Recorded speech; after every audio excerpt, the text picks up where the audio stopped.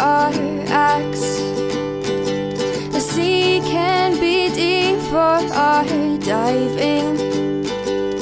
Hope comes and stops us in our tracks. Bravely we prove in our striving, trudging together each day.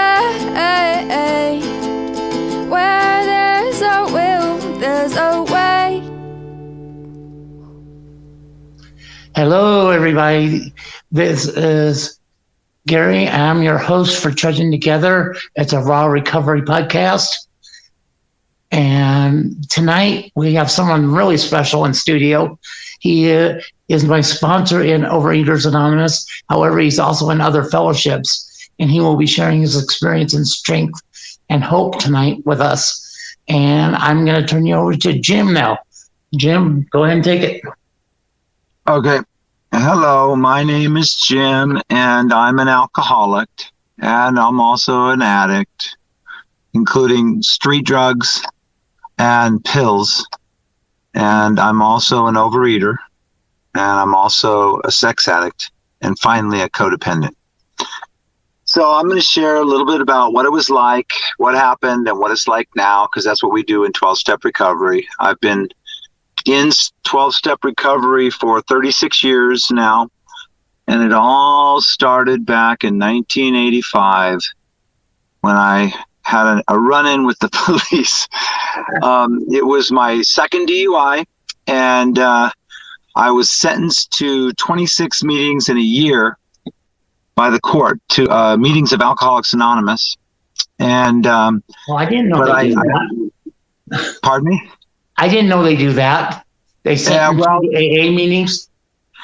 Well, you know, they call it court carders. So I was on, I was a court carder. And sometimes I forget that because I've been around for so long, and you see somebody with a court card and you go, man, they don't really want to be here.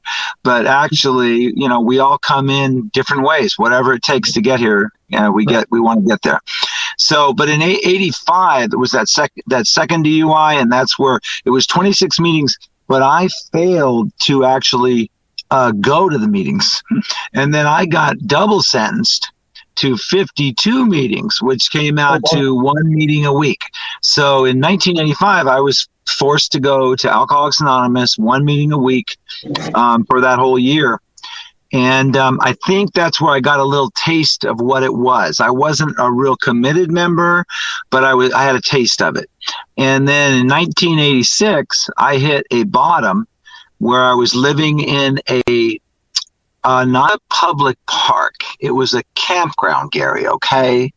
I had a tent, and but it was, you had to pay for it, but I was on unemployment. And my brother set me up in a tent, and I had an ice chest and a lantern, and it was a setup. But like the second, third night I was there, I went out drinking. I did cocaine. I went to a topless bar. And by the end of the night, and I came back to my campground, and my lantern was stolen and my ice chest was stolen. And I used the lantern to read by and the ice chest to have my alcohol in. And so, and then I had no money. So I was on the third day of my unemployment, and I spent all the money. And so that was my first. And so basically I got rescued by a friend's dad and moved into his house. But so at that time, I began what I call my marijuana maintenance program, which was I went to Alcoholics Anonymous meetings willingly this time, not drinking, but it's okay to smoke a little marijuana on the side. And so I basically, and the truth is, for somebody like me who's a real alcoholic, I was able to stay sober for 7 months, and my life did get better, and I actually got rehired to my job.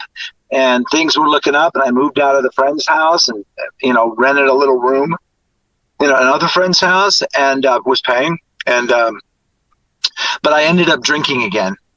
And when I drank again, everything I probably drank in June of 1987. And by July 23rd, 1987, everything was gone.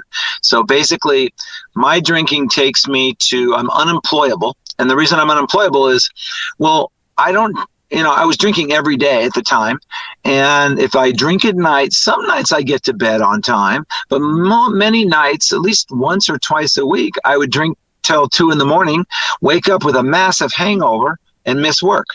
So that made me unemployable, because you can't really tell your boss that you're hungover and that's your excuse. Maybe you could do it once, you could do it twice, but you can't do it 10 times. And so basically I was unemployable because I was unable to not drink during the week. And when I drink, I would overshoot the mark, drink too much, and end up massively hungover with migraine headaches in the morning. And I'm not one of those, there's some guys in our program that are like, I never missed a day of work. And I'm not that guy. And so basically unemployable, not able to get a job. They denied my unemployment this time because I was fired. Same company, fired the second time. And that's when I had a spiritual awakening. And this time when I went to Alcoholics Anonymous on July 23rd, 1987, it became very clear to me that it was simple. It was awesomely simple. It was simple. I don't need to do anything in life except for go to meetings, don't drink, and work the 12 steps of Alcoholics Anonymous. Right. And the 12 steps ask me to build a relationship with God, or it's called higher power. It's in AA, it's God as we understood him. In SAA, it's God. It's not God.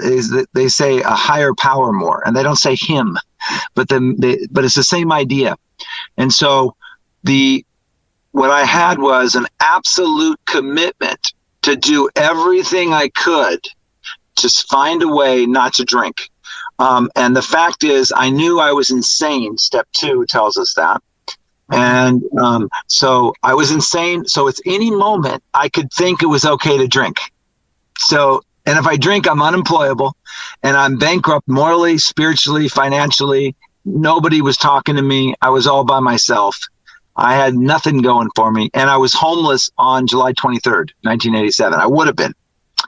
So anyways, so that was probably the worst day of my life. And it was the best day of my life. Again, the worst day because I had nothing going for me. The best day because that was the day I realized that it's all about recovery, God, don't pick up a drink or a drug. This time, not marijuana, no drug, nothing. And so that was very clear. And so my level of commitment to recovery was absolute. People go 90 meetings in 90 days. I had 270 meetings. Okay. In 90 days. The idea of 3 meetings a day would be nothing. I mean, what, death or 3 meetings a day? Which one? Death or 3? So it's not really a hard thing. Get a sponsor. Well, the idea, I need somebody to work the steps with. So the thought of that being difficult, it's death or ask somebody to sponsor you. Yeah, the truth is pretty clear. Well, actually, here's the truth. The third DUI would have given me 6 months in jail guaranteed. So you could say death or saved by incarceration. That's actually a gift. Incarceration would maybe have saved me, but jail's no fun. And then the other choice was insanity, like real insanity. And so basically, on that day, I became very committed to recovery. I was involved in service. By the time I had 1 year sobriety, I had a panel which we brought into hospitals and institutions. We bring recovery into prisons and share the message of experience, strength, and hope around how we stayed sober. And anyways, so my life went up and better and better. And it was so beautiful because there's nothing. All there is God and recovery. There's nothing else. And then, as priorities. Now, the other thing that AA says is we are self-supporting through our own contributions. Okay, so there was some pressure. I had to get a job. And I had no idea. So what I ended up doing, I was a salesman before then. I had a college degree. I was a salesman, an account manager. And basically I realized I was humble now. By the grace of God, I was humble. And so what happened was I'm willing to take any job. And all it has to do is meet my basic expenses, because I have no other needs besides just basic food, shelter, and I already got clothing. And so I moved into a recovery home, which was like $400 a month, and that includes food. And I was walking around, and I had I found no job until I walked into like a company, a big corporation, like a supermarket chain, but into their meat warehouse. And they hired me to be what's called a picker. And I was in a meat, like a freezer of a meat, all kinds of meat. And we had to pick the meat and put them on a cart and get them in there as fast as you can, as accurately as you can. Right. And I did that for my first year of sobriety. Another spiritual awakening I had around that was I do not want to spend more than I make. That was very clear, because I had an economic bottom where I was going to be homeless and I had no money for a long time. And so I repossessed my car within the first month, and now I don't have a car payment. So I actually rode a bike to work about 5 miles at night. I rode the bike. I didn't have to pay for a car. If it rained, I took a bus, and I did that for a year, swing shift. And I saved up money. And so, and things got better and better and better and better. So I'm going to skip up to my second program. Okay. But so I basically, and I'm going to be a little careful with my details here because it's a little bit more sensitive, because the next program is Sexaholics Anonymous. Okay. But basically, I entered a new field where I could actually use my college degree. And I found myself doing things that would eliminate my ability to teach in that field in sobriety. I'm not drinking, but doing things sexually that would eliminate my ability to do this job. And so I was doing that. And then I shared about it in an AA meeting once, and somebody came up to me after the meeting and said, "Hey, there's another program. It's called Sexaholics Anonymous. You ought to try that out." And so, being a wholly committed person in recovery, that is not a difficult thing for somebody like me whose whole life is committed to recovery. And now I'm risking my financial security, not to speak of adding to a chance that I could harm others with we call it acting out. And so I went to Sexaholics Anonymous, and I was there for 2 years. They have a sobriety of sexual recovery that it's called No Sex with Self or Others Outside of a Marriage, which is perfect if you're a Christian and you're trying to follow that.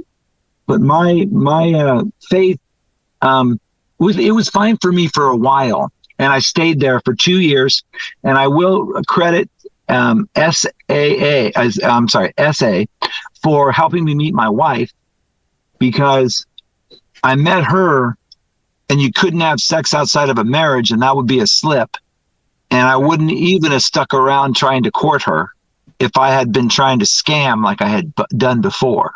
I was a scammer, multiple relationships, many. And so then, because of SA, I was like, I can't scam. I'm just going to be nice to this person. Oh my God. I'm not trying to get laid. I'm trying to be a decent human being. Holy moly. What a concept. And so as a result of that, my wife and I got close, and then, I gave it time without going for sex. And, so that happened. But then when we ended up getting together, we didn't get married for a year, and it would be a slip in SA to be with her sexually. And so I switched over to another program called Sex Addicts Anonymous, SAA. And that one, you set your own sobriety. And so you might there's a lot of people who are addicted to porn in there, masturbation. Mine was some worse thing, cruising, any kind of illegal behavior. It could be topless bars, massage parlors. There's a lot of things. And so I switched over to that program and moved forward with my life, moving on, and basically was doing pretty well for a long time. I didn't have to join another program for a couple decades. And, I still haven't drank alcohol, and I still have not used any street drugs. But about almost 5 years ago, it'll be 5 years ago on March 9th, I found myself, I was working at a university and I had taken too much work on. And I had a full-time job and other classes. Right. And I was, my therapist, by the way, all this time I've been seeing a therapist because AA says, we don't have a monopoly on recovery. Whatever it takes, dude, do what it takes. And so I had a therapist, and she, said, you're depressed, but I was always trying to work, but it was hard a lot of the time. And I have a big background of being abused. My father is I like to call him a murderer, although he told me once he doesn't think he killed anybody. So maybe he's not a murderer. But there were probably 4 years of my life, of my adolescence, that I thought I might die on any given night, that he might slaughter the family. So I have what's called complex post-traumatic stress syndrome, CPTSD. And so recovery's great, and I was moving forward, but there's other issues. Life, I don't just get sober and go and work the steps and say everything is wonderful. So about almost 5 years ago, well, actually 7 years ago, I was prescribed Ritalin. And Ritalin is a drug. People nowadays, they take Adderall, which is more famous. But Ritalin is what hyperactive kids take. And they prescribe it. And for me, it was like, help me get my work done, because I had a bunch of work to do outside of my work. Going to work, that's okay. But the extra work. And so I took that for the first year and I was fine, these pills. But by the second year, I was starting to develop a taste for it because I'm an addict and I'm vulnerable to that stuff. And so by the second year, I was noticing that the bottle would be empty before the month had ended.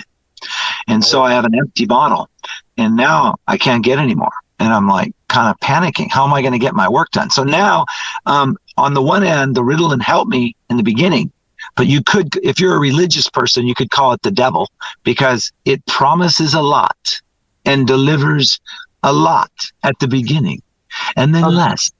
And then less, until by the end, I would run out of the bottle in 2 weeks. Right. Or I would give the bottle to my wife and ask her to dish out the pills. But then I would be begging her for more. Mm-hmm. And then that caused a lot of conflict in my marriage. And so by the end of this period, which is March 9th, 2017, I had become fully addicted to the pills. I remember that day, I was trying to get my work done. I stayed after work. Instead of getting it done, I watched porn all afternoon. I did 6 pills of Ritalin, 2 Monsters, and 2 triple venti lattes. Oh my God. And I didn't get any work done. So I get home at 6 o'clock, which is way later than I normally would. My wife's looking at me funny, and I just gave up. I surrendered. I told her, look, honey, I can't quit this on my own. And so at that time is when I took a leave of absence, and I found out about Pills Anonymous. And I was really grateful, because if I go to AA and share about my pills, they don't want to hear your pills. They say that you lost your sobriety, which is fine with me. But my more immediate story is about pills, because my drunk story and my drug on street drug story was 30 years old. And so it would be I went to AA meetings, but it was kind of tricky to go, because it's like, my story is like, I sound like an old timer, but really I want to be a newcomer because I'm trying to recover from pills. So right. Basically I found Pills Anonymous, and I was grateful. And I went to a hospital program. My benefits covered it. Oh, and thank you, pills, because hospital programs with insurance do not cover sex addiction, but they do cover drugs. Okay, because still the world thinks sex addiction is not real somewhat, I guess. The insurance companies think. But with pill addiction, a Ritalin, which most people laugh at me, because most people in there are in benzodiazepines and opiates. But anyways, with the Ritalin, they let me in. I was outpatient for 30 days. I got leave of absence paid. And again, I think it's my higher power. That's a gift from God. Yeah, exactly. A gift from God, because everything fell together. I didn't even lose my job because I was willing to surrender, is basically, part of it. God, I had to cooperate, but, I didn't lose any pay. And I got some sobriety with Ritalin, and I got traction. And on March 9th, I'm coming up on my 5-year sobriety from Ritalin. Okay. So there's, how many programs is that? I think that's 4. That's 4, Gary. Well, that's 4. Yes. Yep. All right, so now I'm going to go to the next program, because Pills Anonymous and all these programs, by the way, I got a sponsor and I work with my sponsor through all 12 steps. In all of these programs, I call people in the program. Oh, wait, Gary, guess what? I missed one. What that? After 2 years of AA sobriety, I got sober off cigarettes, and there was a program called Smokers Anonymous, and I went there for 2 years. Really? I didn't know that. Yeah, so I went there for 2 years, but then the sex addiction was coming up, and so I was like, "Whoa, I don't have unlimited time, so I'm not going to smoke. Okay, one day at a time, I'm not going to smoke." So I left that one, and I went. They call it Smokers Anonymous. I left SA for smokers, and I went to SA for sex addicts. So, anyways, but okay. So, anyways, back to where I was. I'm in I'm in Pills Anonymous. Work the steps. And my life, again, my marriage was really shaky because I was struggling around sex addiction and the Ritalin at the end. And so my marriage was shaky. My wife was doing things like saying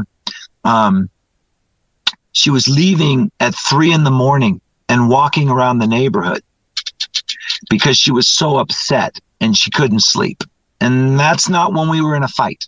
It was because the way I was taking Ritalin and some of the sex stuff, she was she loved me. She always loved me. But it was like, it wasn't clear that she could live with that guy.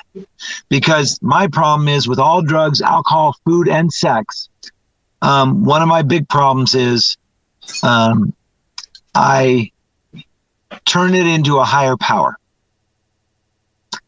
And that's one of the most tragic things about all my addictions. And that's one of the worst things about the Ritalin, even before it was causing any outside trouble, is I felt like I was relying on it instead of God. And I just felt like that was a betrayal and a joke, not a way to live. Right. So, yeah. So today, I'm gratefully sober from all of that. And my sex addiction sobriety date is the same as my Pills Anonymous, March 9th, 2017. And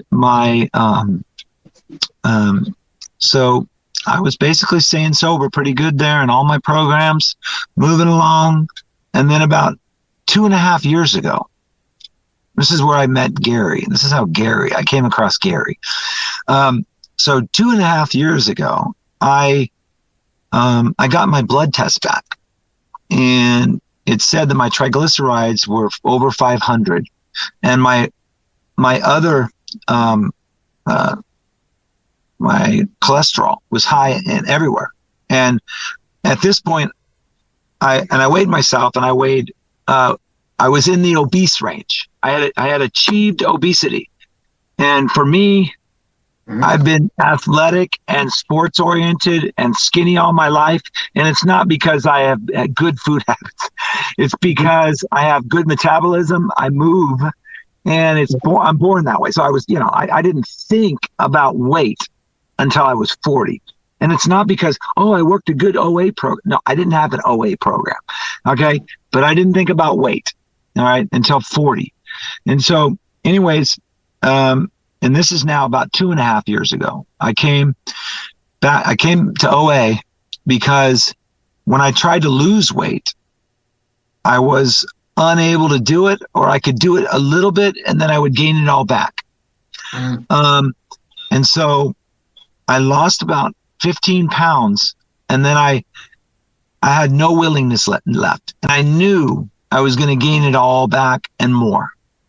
And so I wrote a letter to OA, an email, and it was like reaching out to somebody out there, because it was like an email address. I didn't even know who. And basically I was very sincere and precise in my language. And I told them how I'm powerless over food and my life was becoming unmanageable, including things like my pants don't fit, the cholesterol, which is a risk at heart attack and stroke, wasting so much money on food, boxing out my wife when we're eating ice cream so she can't have any and I get it all. Yeah, I know that one. Yeah. And then the other one that was a low grade shame, because I have the 12 steps of Alcoholics Anonymous and my other programs. I work a program, I take it seriously, and yet not able to eat in a healthy way, powerless over it, not able to do it, can't do it.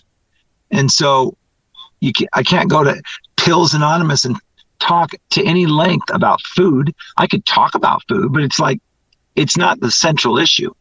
So I went to OA and I got lucky at the skivvy, Gary. That was in, I looked it up, by the way, the other day. Okay.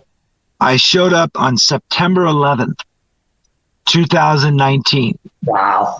At skivvy. And I don't know if that has to do with the tragedy, the terrorist attack or what, but that was the day. It's in my journal.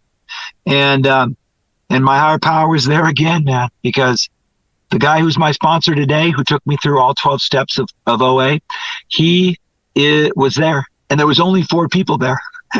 And then there was a woman named Charlotte, and she shared her story. And she's not like a big 12 stepper like I am. I know the steps, but her story is a perfect story. Better than mine, clearly, because she really gets it. And that's organic. It's not a dogma about the steps. It's the suffering we did out there and how we realize it's not just the food, it's inside. There's other stuff about us that needs help, and how we need a higher power. We're hopeless. And she had this great story, and I heard that, and it gave me a lot of hope. And then this guy is there, and I go, "Can you sponsor me?" He says, "Yes." And when I left that meeting, I was pretty much restored to sanity. And what I mean by that around food is, in order to lose weight, I have to be a little bit hungry.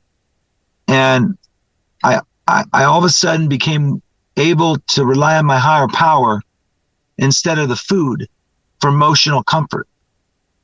So when I was feeling down, it was like, it all of a sudden changed. It was like, "So you're hungry, whatever. That's not a big deal. Go drink some water." And so I became willing to suffer a little bit, because food is not my emotional coping mechanism. Oh my gosh. And then, so anyways, the rest of my weight quickly all fell off. And I worked the 12 steps with my sponsor, and it took me about a year to work them. I'm a slow worker, but I work them consistently. I'm more like a turtle and not the rabbit. And but I'm consistent because I have a habit from all the years of writing 10 minutes every day for step 10 and 11. I meditate and pray every day for step 10 and 11. So doing the steps, I just incorporate that into my regular habit. It's seamless for me to work the steps in a new program. And I have that sponsor still. His name is Daryl, and I talked to him 2 days ago on the phone, and he actually I saw him in the meeting yesterday. Today's Wednesday. No, wait. Right. I saw him Tuesday in the meeting. And so, Thursday. Yeah, Tuesday. Yeah. So I'm, so I've been in CODA that long. I mean, not CODA, I mean, OA. And then now I'm getting to the end of my 12-step programs, the last one, but not the least. Okay. So I'm basically living my life the best it's ever been. I have not drank and used street drugs for 34 years. I have not acted out or used pills for 5 years. And my food sobriety was pretty solid. And this was about 7 months ago. And I have, I'm coming up on 2.5 years of, what am I saying? Yeah, about 2.5 years of food sobriety or abstinence. And I will say with food, by the way, I don't want to make you think that food is just clean 100% all the time. I'm perfect. No. I was restored to sanity, but that sanity is only contingent on the maintenance of my spiritual condition one day at a time. So I have not been sane every second of my food sobriety. So anyway, 7 months ago, I had another little epiphany, and the epiphany said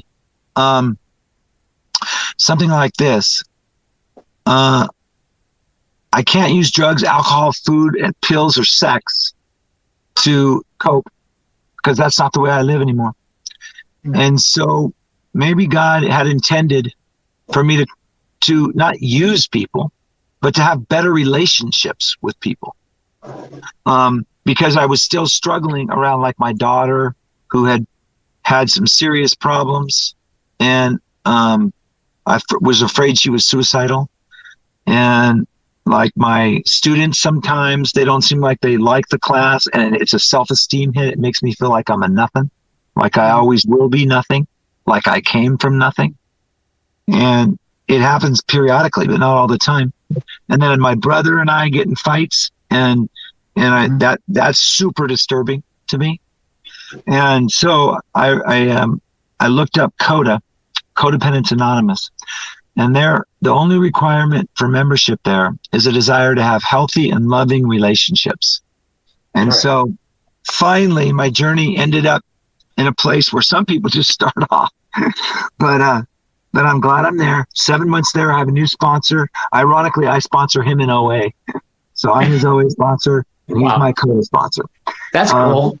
Yeah. So, and I'm on step 12 in CODA. And answering some questions, just finishing up. Step 12 is having had a spiritual awakening as a result of these steps. We tried to carry the message to codependents, overeaters, drug addicts, sex addicts, pill addicts, and alcoholics, and to practice these principles in all of our affairs. And so I'm working on trying to practice the principles of recovery in my life more pervasively, more frequently, and especially in relationships with myself, with my higher power, and with my wife and kids, and people like Gary that I work with in the program, fellow recovering members. Yes. And so my life is the best it's ever been right now, by far. It's we have no fear of financial insecurity. I was semi-retired, but I got asked back for some more work. And so I'm working still, but, I have a program to cope with that. And I have people I can talk to, like Gary, and like Daryl, my sponsor, and like my other sponsor, Jesse, who's in Pills Anonymous, and like my other sponsor, Chris in SAA, and like my other sponsor, OJ in CODA. And so I have all these people to talk to and hash things out with. I have a higher power. And like I said, my life's the best it's ever been, but I don't want to rest on my laurels. I keep moving forward. It's dangerous for an addict just to sit there and say, oh, I'm wonderful. I've arrived. No, I keep working on it. And one of my goals is to, enjoy life. I'm 60. So, I'm hoping to live till about 100. What do you think, Gary? 100? You look good at 100, buddy. Okay, so perfect at 100. Yeah, so we'll see. But it's God's job on that, and my job is to try to be as healthy as I can and be of love and service. So I want to thank you guys for letting me share in this meeting. Sorry, my voice is giving out. I'm teaching 5 hours a day teaching now. I think it makes my voice vulnerable. And so, but it's great sharing. This is the first time I've ever had a venue to share the nature of all my programs and how they're interrelated. So thank you for allowing me to be here, because it kind of helps me make sense of, what's been happening all these years in recovery. So thanks for letting me share, and I appreciate it, Gary. Well, Jim, thank you as well. I mean, I've known you basically since day one in OA, and you've been as I call you, my favorite sponsor. And my only sponsor, but one thing you might want to explain to some people that are new to the program that I had trouble understanding at first was the difference between a step sponsor and a food sponsor. Because you are my step sponsor, and I am working on getting a food sponsor. I don't have one yet, but I'm working on it. Good. Yeah. Well, my sponsor Daryl, when I showed up at that meeting on September 11th, 2019, he said he's a step sponsor. So he's like, and he's a hardcore one. He's like, I don't even read the OA literature. We go and read the AA. That's where it all came from. Because he's a fundamentalist when it comes to the recovery, which is I know Daryl. Right. So I did that with him, but he knows, like, I weigh once a week, and he knows that, but he's not asking me to call in my food. He's not asking me to weigh and measure. He's not really encouraging me to even talk about food. He's working on a spiritual awakening through the 12 steps around recovery, around food in my life. And his feeling is that the food will come later. But I agree with you, Gary, that if a person has both, and I only have a step sponsor, and it's working. But you know what? If I start struggling, I'm open to getting a food sponsor too. And I encourage Gary, if he can find one, as much help as we can get is great. So a food sponsor, they're going to be more aware of your food plan. You might call it in, and it's a little bit more accountability around the food and not just a focus on the 12 steps and the spiritual awakening part. But I think both is necessary for recovery. Right. Because like you tell me several times that we are fighting for our lives here. This is a battle for our lives. It's just not 12 steps. It's a battle for our lives.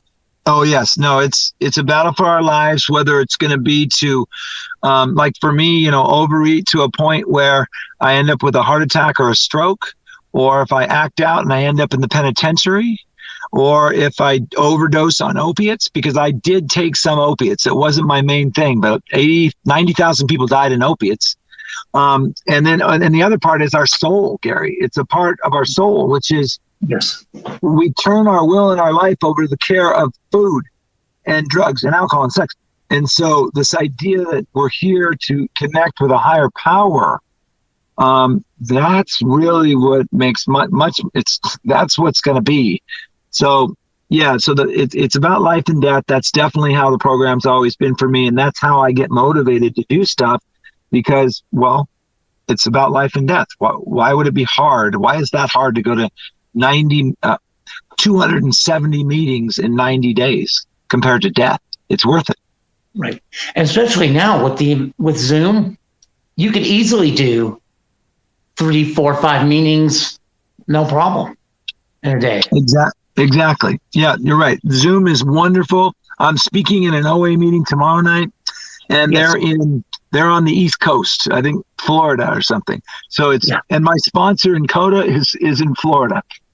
So so Zoom makes it really nice. And you go to the website of any of those programs and you type in meetings and there's an online or Zoom meeting. I don't think it says Zoom. It's like online or telemeetings or whatever.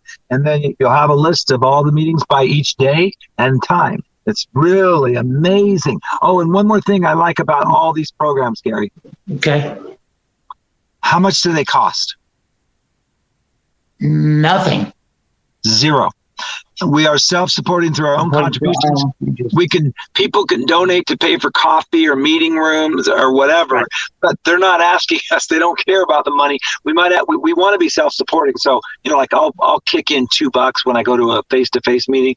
But it's not like sex addicts. You want to go to the hospital? 30 days, $30,000. Woohoo! And then you get out of there and you act out. Oh, great. So the idea of the 12-step program is they're everywhere, all the time, and they're free. Wow. Right. Because like I said, if you try to get any of this help professionally or outside of OA, it's thousands and thousands of dollars. Exactly. And so the point there, we got to be careful. It's not to put down the help, because I went to Hoag Hospital and got my benefits did cover it.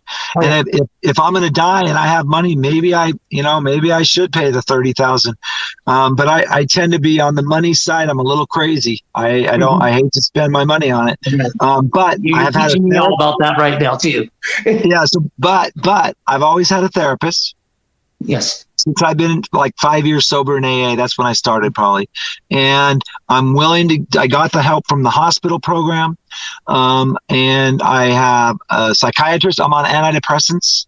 which is fine with me. Some people don't like that, but antidepressant does not get you high. I'm an addict. That's a joke. It's not fun to take an antidepressant. I want a drug that gets me high. So you don't want to take antidepressants. So I'm not worried about them. But each person decides for themselves, and we get all the help we can. But the core of it for me is God and 12-step recovery programs. Mm-hmm. And exactly. And just to wrap this up, Jim, what would you say to the person that's on the fence, looking at and kind of saying, well, maybe I want to go into this program, maybe I don't. Is there one thing you can kind of say to get them to either go to an in-person meeting or click on that Zoom link and listen to what people have to say? Is there something you have I don't know if you want to call it a selling point, but something that would push somebody over the edge, kind of? Well, we have a famous saying in AA. It's something like this. What do you got to lose? Try it out. Go to 6 meetings, see what happens. If it doesn't work, we'll refund your misery. Yes. That's kind of tongue in cheek. 90 day guarantee. Yeah. But the idea is, try it out. But I'd say the main thing would be at least give it a try and listen for your similarities and not the differences. Because if you're in there judging everybody, which I was in 1985, then it probably won't help you. But if you're in there trying to connect with people who are struggling like you are and looking for a way out, you might have a chance of getting help with it. But we don't own a monopoly on the market for recovery. But it has been a wonderful way for me to change my life. And instead of being insane, incarcerated, or dead, I'm happy, joyous, and free. I'm married, 2 grown daughters. They're doing well right now. My wife and I are happily married, 30 years almost. I have money in the bank. I'm not homeless, pushing a basket down the street, which is where I was going. So it's a miracle, one day at a time. And I'm sitting up here at the top of my city, and I just watched the sunset. Oh, wow. That's got to be beautiful. Yeah. I was driving home in traffic and watching the sunset coming down, going over the mountains. That was cool. Exactly. And I'm sober enough today where I can actually see it and enjoy it. Right. Well, great. Jim, thank you so much for doing this and everything you contribute to me, but also taking the time to do this today for us and help other people in recovery. I really appreciate it. No problem. And I really value what you guys are doing. So keep it up. Okay. Thank you, Jim. Okay.